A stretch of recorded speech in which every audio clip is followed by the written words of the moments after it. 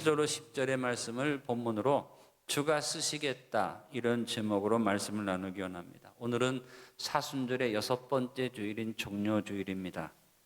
종려주일의 의미는 십자가 고난을 눈앞에 두고 예수님께서 예루살렘 성에 입성하신 것을 기념하는 그런 의미가 종려주일의 의미입니다. 물론 예수님이 수없이 예루살렘 성을 드나드시는 일을 했습니다. 그러나 늘 숨어서 조용히 다니셨고, 이제는 만찬에 공식적으로 자신이 메시아의 왕이심을 드러내면서 입성하신 것은 바로 종려주일의 입성이었습니다. 이때 사람들이 예수님을 잘 모르던 사람들이었고, 어떤 사람들은 예수님을 핍박하던 사람들이었는데, 하나님의 성령이 역사하시니까 모든 무리들이 마음속에 하나가 되어져서 예수님을 메시아로 바라보고 예수님을 왕으로 바라보고 예수님을 영접하면서 호산나를 부르고 모여들었고, 승리의 상징인 종려나무 가지를 흔들었고, 자기들의 주권을 왕에게 드린다는 의미에서 겉옷을 펴서 길에다 깔았습니다. 그런데 예수님은 그들이 원하는 전쟁에서 승리하고 로마 제국을 물리치는 왕으로 오신 것이 아니라 조그만 나귀 새끼를 타고, 그래서 겸손한 모습으로 주님이 예루살렘 성에 입성을 하셨습니다. 그와 같은 예루살렘 성의 입성에 대해서 오늘 저는 여러분과 함께 몇 가지 종려주일이 주는 메시지를 한번 생각해 보기 원합니다. 첫째로, 주님의 공식적인 선포 앞에 우리 아멘의 백성들이 됩시다. 왜 예수님이 예루살렘 성에 입성하셨을까? 이 명절 전에 있었던 초막절에는 명절에 올라가자 그러니까 예수님이 형제들한테 이번에 나는 안 갈게, 너희들 가라 하고 조용히 먼저 형제들을 보내시고 나중에 아주 살짝 예루살렘 성에 들어오신 기록이 나옵니다. 공생의 사역을 시작하면서 예수님이 한 번도 드러나게 자기를 나타내신 것은 없습니다. 기적을 베푸신 다음에도 사람들이 왕으로 모시려고 하면 숨어서 산으로 가서 기도하셨고, 또 병을 고쳤을 때 사람들이 자기를 막 추대하려고 하면 조용히 다른 곳으로 물러가신 일을 했고, 유대인들과 정면으로 부딪혀서 논쟁이 벌어져도 예수님께서 그 논쟁의 끝에 조용히 그들 가운데서 사라지신 일을 했는데, 왜 유독 종려주일에는 예수님이 자신을 드러내시고 이렇게 입성하셨을까? 우리는 그냥 절기의 하나로 생각하지 말고 아주 중요한 의미가 있습니다. 예수님께서 공식적으로 자신이 메시아임을 선포하셨다는 사실을 기억하시고, 그 선포 앞에 우리가 아멘의 백성이 되고 호산나로 화답하는 백성이 될 수 있기를 간절히 바랍니다. 예루살렘 성에 6월절에 토살되는 양의 숫자가 그 당시 역사적인 기록으로는 보통 25만 마리 정도 이렇게 제물로 준비되어졌다고 합니다. 양 한 마리당 너무 사람이 많으니까 10명 정도를 계산한 숫자입니다. 그래서 양 한 마리에 가족과 이웃 해서 10명이 한 마리를 가지고 제물을 드리는데 25만 마리니까 곱하기 10 하면 250만. 그것도 그 당시 유대인들은 사람 숫자를 했을 때 여자는 취급을 안 했죠. 남자만 250명이면 여러분 어마어마한 숫자입니다. 이것이 좁은 예루살렘에 가득 차서 버글거리는데, 그 가운데 예수님이 예루살렘 성에 입성하실 때 소문이 나고 메시아가 온다 하니까 예루살렘 성이 다 소동을 하고, 그래서 예수님을 영접하는 그 일이 군중 심리에 의해서 처음 몇 사람이 소리 지르고 영접했던 것이 이제는 온 성에 퍼져서 예루살렘 성에 온 모든 사람들이 예수님의 메시아 영접을 무슨 일인지도 모르고 외치고 영접했던 그런 사건이 종려주일의 사건입니다. 여러분, 하나님이 일하실 때 하나님은 은밀하게 조용히 일하시지만 하나님께서 어떤 일을 분명히 하실 때는 선포하십니다. 하나님의 선포가 임하면 거기에 역사가 벌어집니다. 여러분, 천지를 창조할 때도 하나님 어떻게 하셨습니까? 말씀에 선포하셨습니다. 그래서 하나님께서 만물을 향해서 선포하니까 만물이 창조되어진 줄로 믿습니다. 여러분 삶에서 선포가 매우 중요하다고 하시길 바랍니다. 우리 하나님은 이해하는 분이 아닙니다. 우리 하나님 우리가 분석할 수 있는 분이 아닙니다.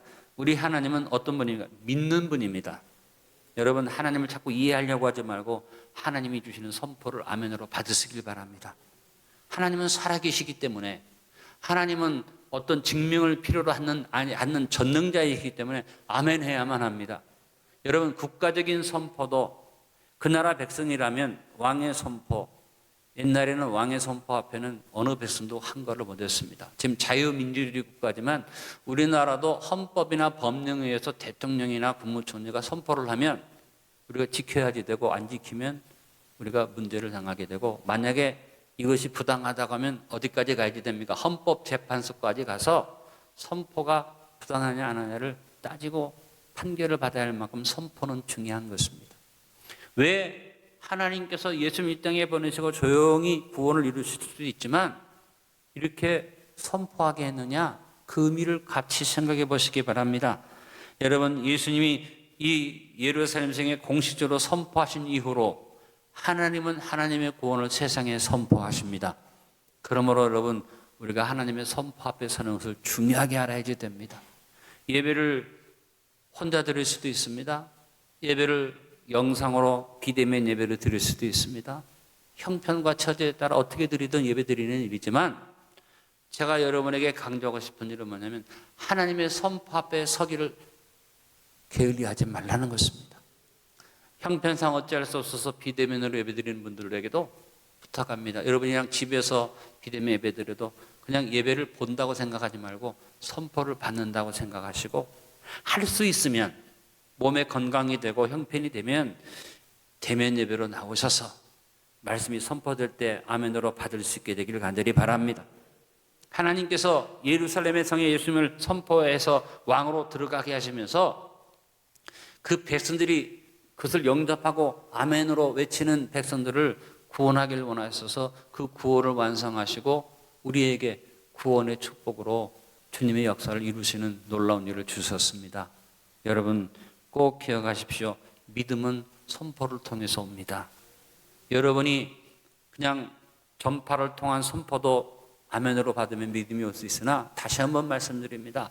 하나님의 종을 세우시고 하나님의 사자를 세워 선포할 때 그 말씀 앞에 아멘하면 하나님이 부어주는 믿음, 인간이 갖는 신심이 아니라 하나님이 부어주는 믿음, 산도 옮기는 믿음, 기적을 일으키는 믿음이 선물로 주어집니다.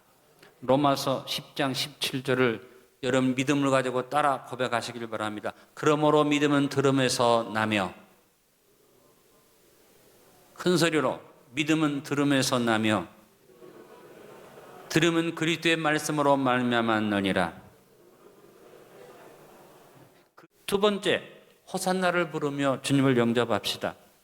예수님이 공생의 기간 동안 예루살렘 성에 수도 없이 드나드셨겠죠. 그런데 예수님이 공생의 기간 드나드신 기록은 딱 8번 나옵니다. 그런데 7번의 다른 기록과 종료주일의 기록은 전혀 다르죠. 7번의 기록들은 조용히 예루살렘에 오셨지만 8번째 기록, 마지막의 기록은 주님이 종료주일에 공식적으로 입성하신 얘기, 그리고 무리들이 호산나로 주를 영접했습니다. 여러분 가장 중요한 종료주일의 중요한 의미는 호산나이기 때문에 오늘도 우리가 호산나 찬양을 많이 불렀죠. 호산나라는 단어는 구약에서 시편 118편 25절에 나타납니다. 여호와여 구하옵나니 이제 구원하소서. 여호와여 우리가 구하옵나니 이제 형통하게 하소서. 여기서 이제 구원하소서가 호산나. 이것이 호산나라는 말인데 히브리 원어로는 호시아나입니다.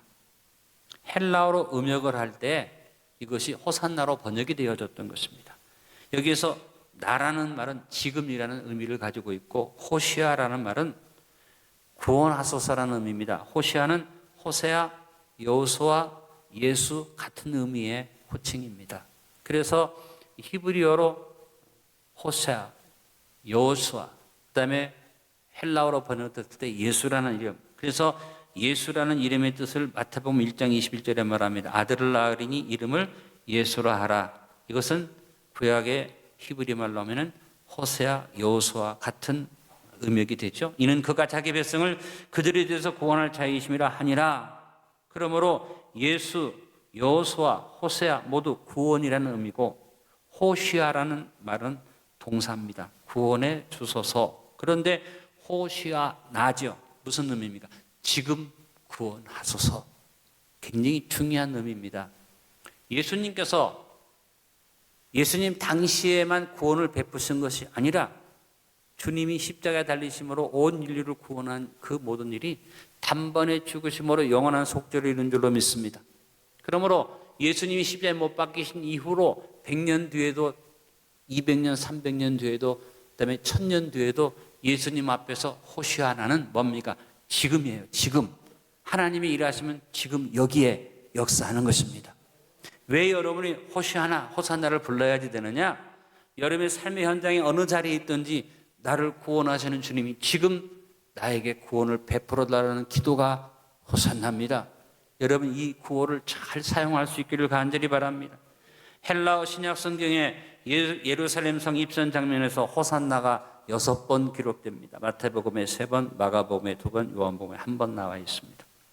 예수님 당시 유대 땅의 언어는 히브리어가 아니라 아람어였습니다.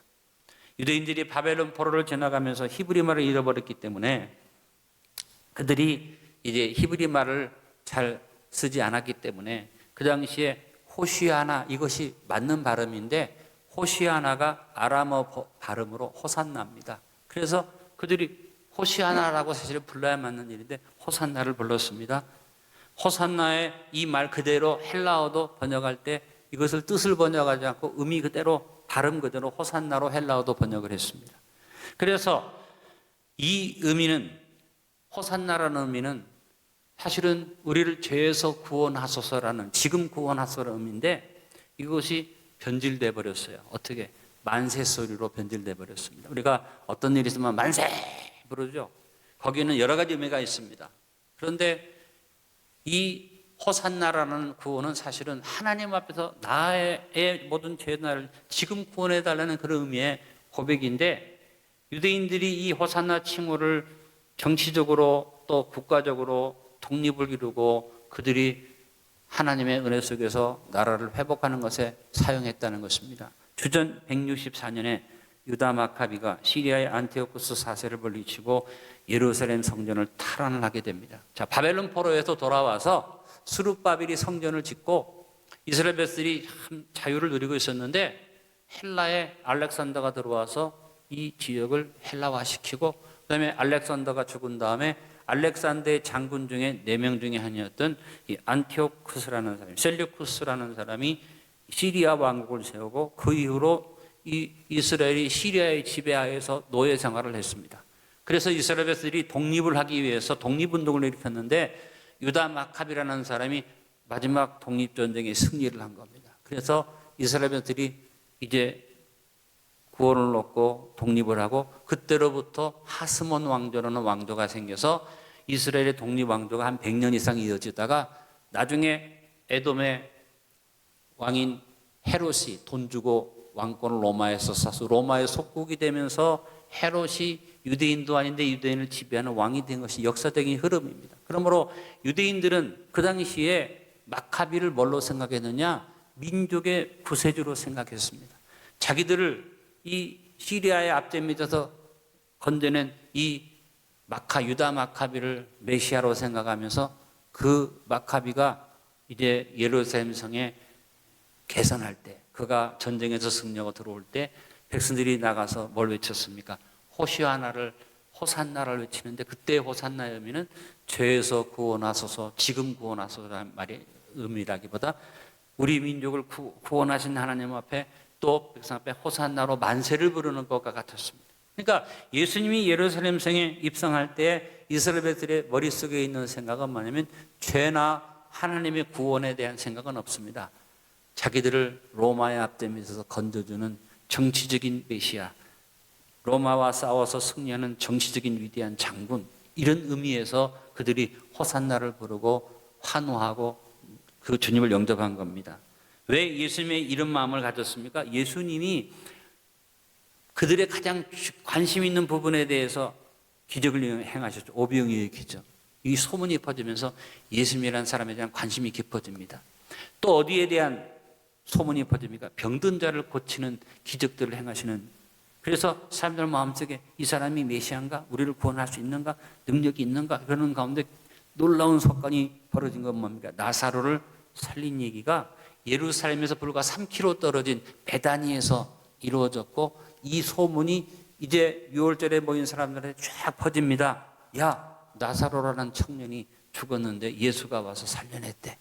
야, 이분이 메시아가 아니겠어? 이분이 우리를 구원할 수 있는 분이 아니겠어? 죽음을 깨뜨리고 부활을 일으킨 분. 그래서 이 불길이 번지듯이 예루살렘성이 소문이 싹 퍼지면서 예수님이 예루살렘성에 입성하실 때 소문이 퍼집니다. 야, 예수가 들어온다. 근데 그가 왕으로 입성하니 우리 맞이하자. 그래서 호산나로 외치는데 그 외침의 의미가 변질된 게 뭡니까? 예수님이 죄의 소리를 구원하기 위해서 오신 구세주로 오시는데 정치적인 메시아로 그들이 주님을 영접하고 받아들이고 주님 앞에 엎드렸던 것입니다. 오늘날 똑같습니다.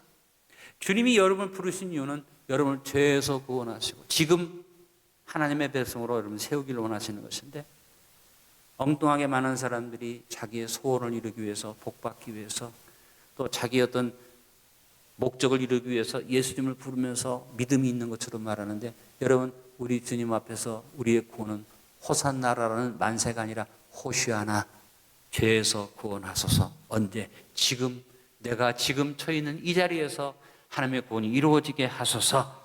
이 고백이 있기를 간절히 바랍니다. 여러분 예수님을 공개적인 왕으로 고백하십시오. 예수님을 나의 구세주로 언제나 공식적으로 시인하고 호산나를 부르십시오. 누가복음 12장 8절로 9절에 내가 또 너희에게 말하노니 누구든지 사람 앞에서 나를 시인하면 인자도 하나님의 사자들 앞에서 그를 시인할 것이요 사람 앞에서 나를 부인하는 자는 하나님의 사자들 앞에서 부인을 당하리라. 여러분 호산나는 공식적으로 주님이 나의 구주이심을 고백하는 시인의 고백이니까 여러분이 그 의미를 생각하면서 지금 죄에서 나를 구원하소서. 이 고백으로 늘 주 앞에서는 복된 백성들이 되시길 간절히 바랍니다. 그래서 제대로 알고 우리가 호산나를 부르자. 한번 따라 고백합니다. 호산나, 호산나. 본래 음역은 히브리 말로 하면 호시아나. 그래서 가장 큰 의미는 2000년 전에 십자가에 의해서 죽으셨고 2000년 전에 오셨던 예수님이 지금 오늘도 우리 가운데 구원을 이루신다는 겁니다. 그래서 지금 구원하소서. 지금 나를 죄에서 건져내 주시고 지금 나를 사탄의 세력 속에서 건져내 주시옵소서.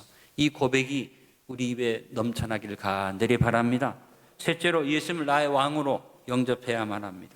종려주일에 예수님이 이 예루살렘의 왕으로 임재하셨는데 백성들이 그들을 이제 예수님을 영접했죠. 여러분 예수님이 오늘도 우리 가운데 왕으로 오시는데 어떤 왕으로 오십니까? 승리의 왕으로 오십니다.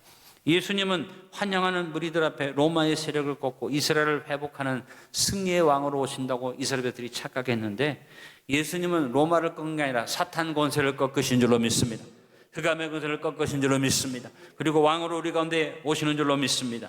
골로새서 2장 14절로 15절에 우리를 거스르고 분리하는 법조문으로 쓴 증서를 지우시고 제하여 버리사 십자가에 못 박으시고 통치자들과 권세들을 무력화하여 드러내어 구경거리로 삼으시고 십자가로 그들을 이기셨나니라. 여기에 말하는 통치자들과 권세들은 세상 통치자 권세가 아니라 하늘에 있는, 그래서 에베소서에 말한 것처럼 우리의 시름은 혈고에게 대한 것이 아니라 그렇습니다. 하늘에 있는 통치자들과 권세자들과 악한 영들과 그 사탄의 권세를 무너뜨린 것이 예수님의 승리입니다. 예수님이 예루살렘 성에 왕으로 입성하시면서 승리를 선포하신 것은 뭡니까? 사탄의 권세를 깨트리는 것이죠.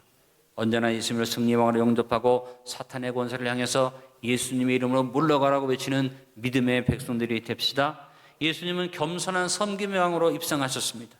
예수님이 왕으로 입성할 때 백마를 타고 당당하게 입성하지 않고 조그만 어린 나귀 새끼를 탔는데 그것을 스가랴 9장 9절에 예언했습니다.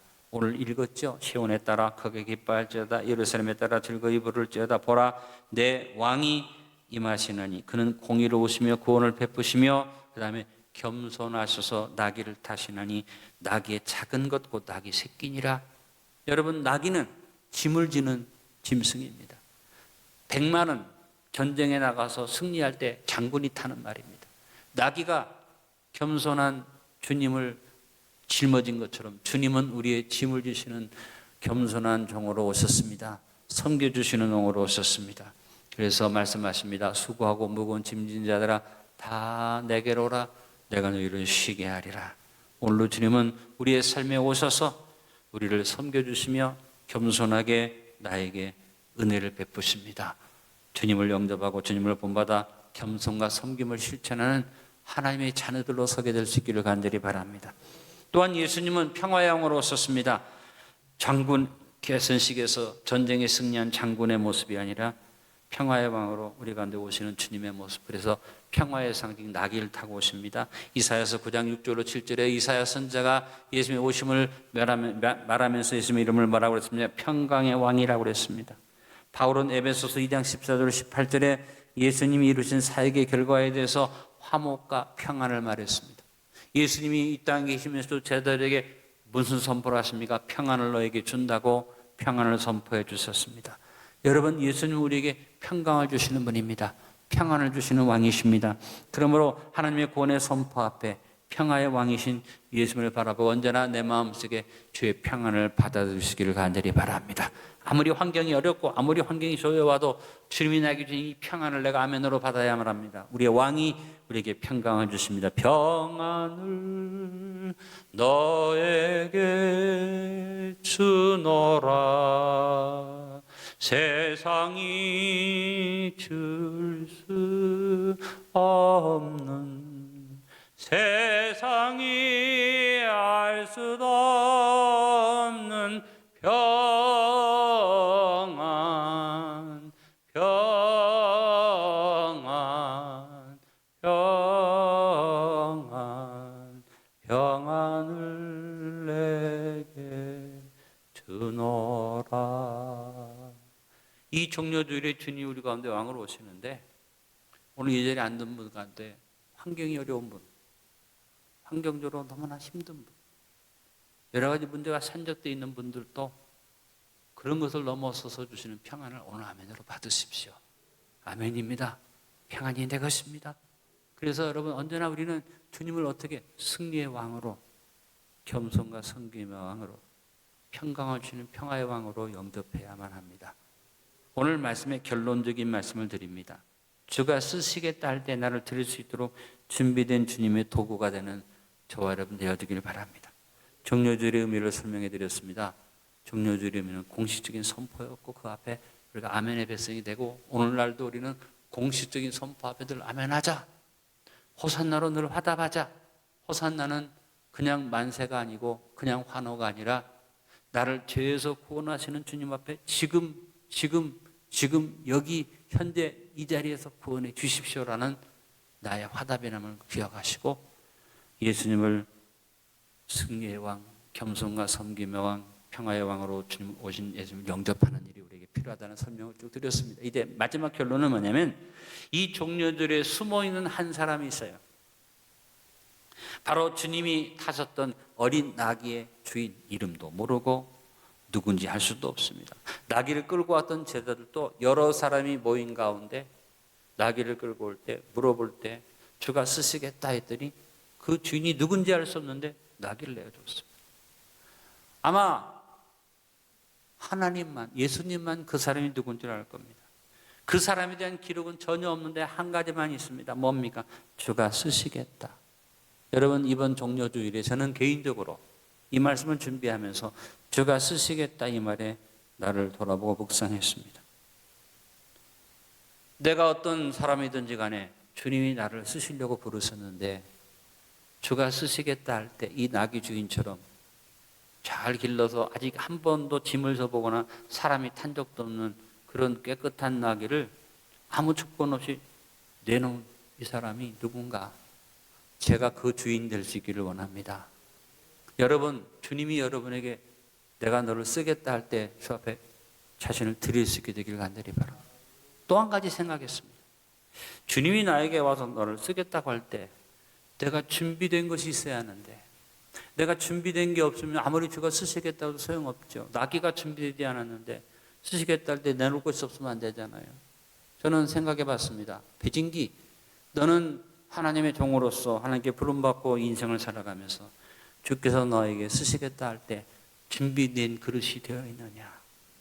여러분, 중요한 것은 주님이 나에게 축복하실 때도 그렇고 사용하실 때도 그렇고 준비된 자가 되어야만 합니다. 여러분이 이 교회에서 안디옥교회 성도로서 주께서 쓰시겠다고 할 때 준비된 그릇 되기를 바랍니다. 어떤 그릇, 여러분 재주가 필요한 게 아니고 지혜가 필요한 게 아니고 능력이 필요한 게 아니고 여러분 가지고 있는 돈이 필요한 게 아닙니다. 그릇의 가장 중요한 의미가 뭡니까? 디모데후서 2장 20절로 21절에 말합니다. 큰 집에는 금그릇과 은그릇뿐 아니라 나무그릇과 질그릇도 있어 귀하게 쓰는 것도 있고 천하게 쓰는 것도 있나니 그러므로 누구든지 이런 것에서 자기를 깨끗하게 하면 귀히 쓰는 그릇이 되어 거룩하고 주인의 쓰심에 합당하며 모든 선한 일에 준비함이 되리라. 여러분 그릇이 이왕이면 좋은 그릇, 화려한 그릇, 금그릇, 은그릇 좋겠죠. 근데 그거 더러우면 아무 의미가 없다. 질그릇, 나무그릇, 보잘것 없어도 깨끗하면 쓸 수 있다. 여러분 준비하라니까 여러분이 뭐 준비 조건을 다 아니에요. 성도의 준비는 하나입니다. 성결하게, 깨끗하게, 거룩하게, 경건하게 나를 준비하면 주님이 내가 너를 쓰겠다 할 때 나를 주 앞에 들을 수 있습니다. 제 나이가 이제 70을 바라보고 있는데 내 인생이 이제 다 정리되고 끝난다고 생각하지 않습니다. 주님께서 마지막으로 내가 너를 쓰겠다 할 때 나를 주 앞에 들을 수 있도록 저는 준비되는 자가 되기를 기도합니다. 여러분이 나이에 상관없이 위치에 상관없이 또 이제까지 주님이 여러분을 어떻게 쓰셨든지 간에 또 주님이 야 아무개 안디옥 성도야 내가 쓰겠다 할 때 주님 내가 주 앞에 사용해달라고 내놓을 수 있는 저와 여러분 될 수 있기를 바랍니다. 그래서 종려주일에 여러분 드리는 메시지는 하나입니다. 주가 쓰시겠다. 이 말씀의 의미를 생각하면서 여러분 이 종려주일에 여러분 어떻게 주님 앞에 서야 할지 자신을 돌아보시고 준비된 심령 깨끗한 그릇을 준비하고 주 앞에 서는 그래서 하나님의 영광을 드리는 숨어있는 일꾼이라 할지라도 주님이 부르실 때 나를 드릴 수 있는 일꾼들이 되시기를 예수님의 이름으로 축원합니다. 아버지 오늘 우리가 주님이 쓰시겠다 할 때 내가 여기 있습니다. 나를 써주소서라고 고백할 수 있는 그릇들이 되게 도와주옵소서. 예수님의 이름으로 기도합나이다.